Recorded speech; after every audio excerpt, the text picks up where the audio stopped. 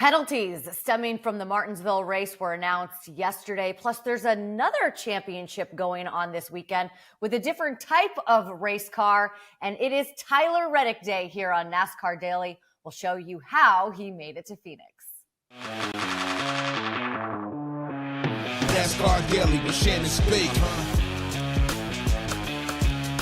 Hey, happy Wednesday, everybody. Welcome into NASCAR Daily. It's November 6th. I'm Shannon Spake. So each and every day this week, we're going to celebrate one of the championship contenders along with NASCAR. You can follow along on all of their social channels. They're doing the same.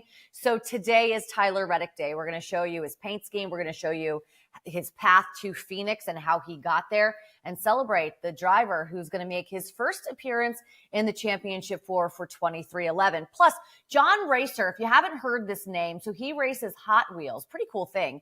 And he's got a championship going on this weekend. We're going to talk to him as well. And penalties. We had some penalties that dropped yesterday, right around 5 o'clock.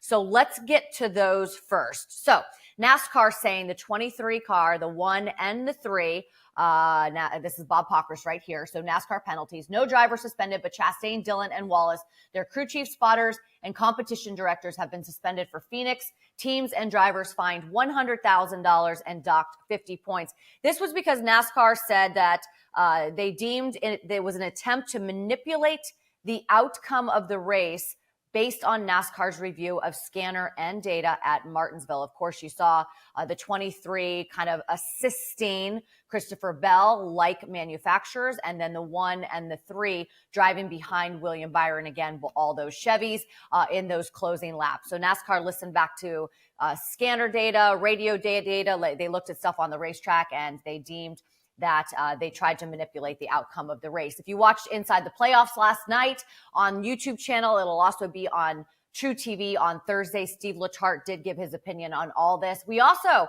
had all 4 of the championship drivers on, so you don't want to miss that. It was quite the day. Okay, but first, we did have some statements come down last night from the teams that are involved in these penalties. We have 23XI statement. They made a statement. All 3 will be appealing, by the way. 23XI is aware of the penalty issued by NASCAR stemming from Sunday's race at Martinsville. We feel strongly that we did not commit any violations during Sunday's race, and we will appeal NASCAR's ruling. RCR also coming out and releasing their statement overnight, saying Richard Childress Racing is disappointed in NASCAR's penalty against the number 3 team and plans to appeal. Okay, so what did NASCAR have to say about these penalties? Senior VP of competition from NASCAR, that would be Elton Sawyer. He said this. In this case, we felt like we wanted to focus more on the team leadership, something that we haven't done in the past. But I promise you that does not exclude going forward. And we have meetings coming up this week with our drivers, and we will get that point across to them and be very clear that when you do anything that's going to compromise the integrity of our sport, we are going to react. So there you go. That's what they feel. Appeals will be coming down. That will obviously take place after the championship. We'll get those. But so what happens this weekend, right? Maybe they hear the appeals this week. Maybe they allow everything to kind of move forward. So we'll see how that plays out. But certainly some drama in the Martinsville race, much more than we saw on the racetrack, with Ryan Blaney getting the victory and then, of course, punching his ticket to the championship 4. We also had some penalties in the Xfinity Series and the Truck Series. It was a busy weekend in Martinsville. So Bobby P. also saying NASCAR has also fined Chandler Smith $10,000 for slapping Cole Custer, and fined Ty Majeski $12,500 for missing today's, that's a weird number, for missing today's championship 4 production media day with broadcast partners. You didn't want to hang with us, Ty? All right, so we'll see those penalties also coming out yesterday. Okay, moving on. Every day we're going to celebrate one of the championship 4 contenders. You can also follow along on NASCAR social media channels because they're going to be doing the same thing. Today is Tyler Reddick Day. T-Red, we had him on the show yesterday on Inside the Playoffs. You can see that on Thursday or on NASCAR's YouTube channel. He was so much fun. We did a little Michael Denny trivia with him. And some of his answers were really funny. But let's take a look at how Tyler got to this point. So, of course, he has 3 wins on the season. The first one came at Atlanta. Big win right there. Yes! Take a look at that. We also won at Talladega. We remember that one.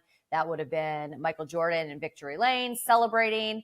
And most recently, we've got Homestead. You know it's Homestead because you see the seafoam green walls right there.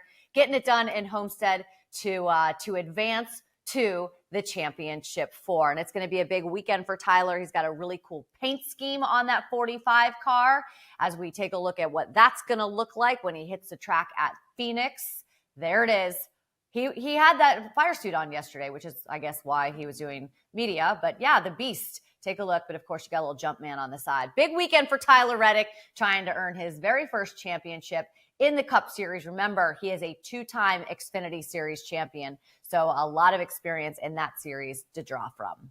So we all know that the championship races for trucks and Xfinity and Cup are going on this weekend. But my next guest has a championship of his own coming up this weekend as well. If you haven't heard the name John Racer, you can go to John Racer 3 on YouTube because he has a very unique racing series going on right now. Take a look. This is it, the last lap. Can Larson make it to the championship for the 3rd year in a row, or will we have an upset with Bowman on the inside? Let's find out. A huge push from the 6 is going to propel the 5 into the lead. Kyle Larson's going to beat out Christopher Bell and move to the championship race in Phoenix. Kyle Larson has punched his ticket with Christopher Bell just barely coming up short. A dominant performance for Christopher Bell. And then we got the 48 and the 6. Both cars trying their best, but it's not going to be enough to beat the driver of the 5, who will be going to Phoenix. But who's going to race against him? Stay tuned to find out.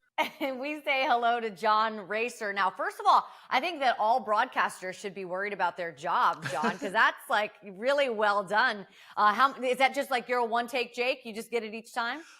Most of the time, yes, it's off the first take. But sometimes I'll fumble my words. I'm not the best at words, so it might take a take or two.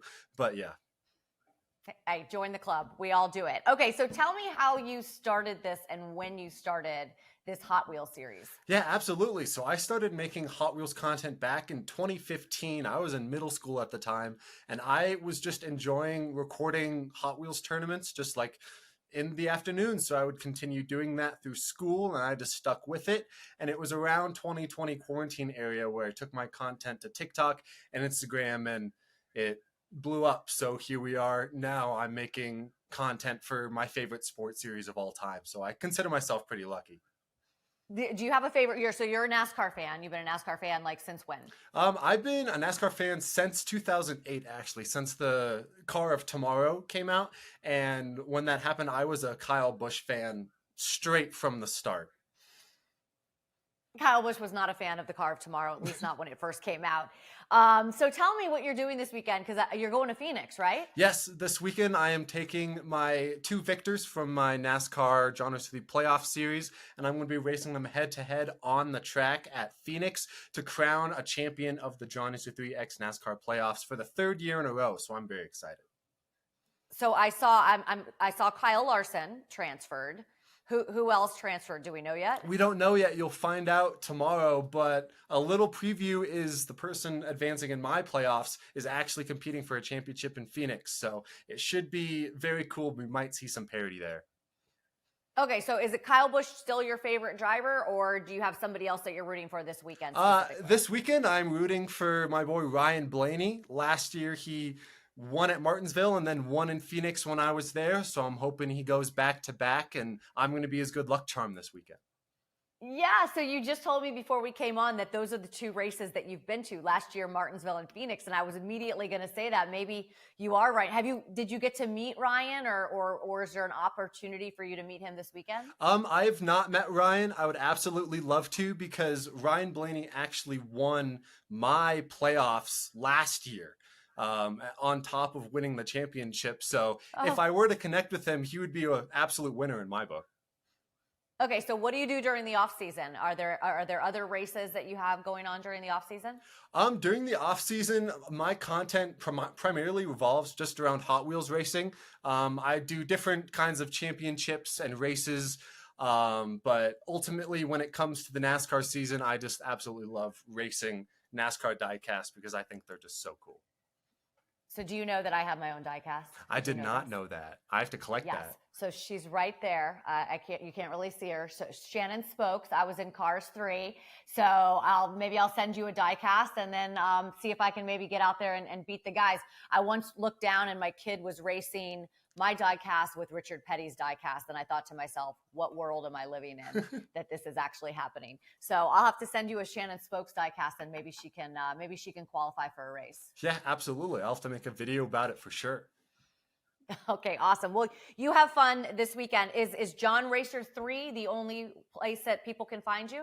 Yep, I post all of my diecast racing content over on Instagram, TikTok, and YouTube under the name John Racer 3. And yeah, yes. Awesome. Have fun this weekend. I guess go Ryan Blaney for you, being his good luck charm. And I'll get that diecast over to you. Sounds great. Thank you, Shannon.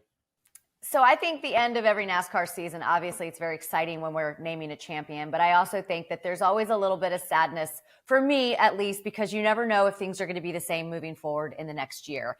And that could certainly be said for Stewart-Haas Racing. So a picture was posted on social media. We know that Stewart-Haas Racing is closing its doors. This will be its last race weekend. The team launched in 2009. Take a look at this. All of the employees getting their cars ready to send out to Phoenix. Still have an opportunity to win a championship with Cole Custer, of course, and even get a victory in the Cup Series. But those folks moving on and will no longer be at a place that they've called home for a very long time, which is sad. They have 102 wins, 3 championships, and my heart goes out to all of you because I certainly know what it feels like to have to say goodbye to a family that you've spent so much time with and done so many things and gone through so many experiences. So good luck to all of you this weekend, and certainly good luck to everyone as they move on to their new roles. And I'm sure a lot of them will remain in the sport and at the NASCAR garage. So have a great night, everybody. We will see you tomorrow. Got Erica Davis is going to join us one last weekend to try to earn some money. Thank you to John Racer and to everybody else who's been on the show this week. We'll see you tomorrow. NASCAR Daily with Shannon Spake.